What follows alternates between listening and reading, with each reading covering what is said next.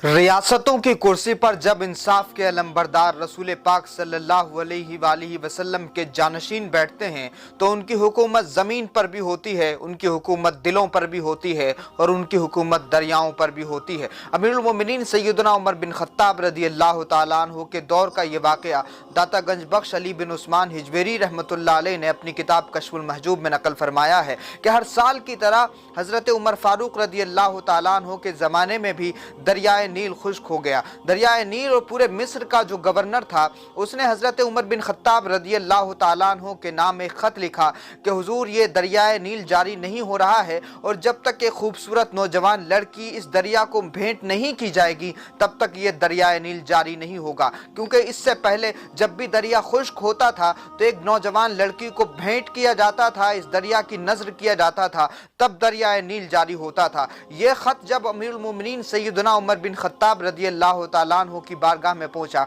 सैयदना Umar bin Khattab रज़ी अल्लाह तआला अन्हु ने एक रुक्का लिखा और वो अमीरुल मोमिनीन ने रवाना किया मिस्र के गवर्नर की तरफ, और मिस्र के गवर्नर को ये इरशाद फरमाया कि दरियाए नील के किनारे खड़े होकर के ये रुक्का पढ़ दिया जाए। और उस रुक्के में ये लिखा था कि दरियाए नील अगर तू अपनी मर्जी से जारी होता है तो तू जारी ना होना, और अगर तू रब की मर्जी से जारी होता है तो तू जारी हो जा। जैसे ये रुक्का पढ़ करके उस गवर्नर ने उस रुक्के को अमीरुल मोमिनीन के जब दरियाए नील में डाला, तारीख गवाह है कि दरियाए नील जोश मारने लगा और उसमें पानी में उबाल आ गया। तो उससे पहले कदीम रिवायत ये थी कि हर साल एक नौजवान लड़की को उस दरियाए नील की नजर किया जाता था, लेकिन अमीरुल मोमिनीन सैयदना उमर बिन खत्ताब रज़ी अल्लाह तआला अन्हु ने इस गैर इंसानी रिवायत को तोड़ा और अपने रुक्के से उस दरिया को ऐसा जारी फरमाया कि दरियाए नील आज तक खुश्क नहीं हुआ। हदीस पाक है, आका अलैहिस्सलातु वस्सलाम इरशाद फरमाते हैं कि जब बंदा नवाफिल के जरिए, इबादतों के जरिए,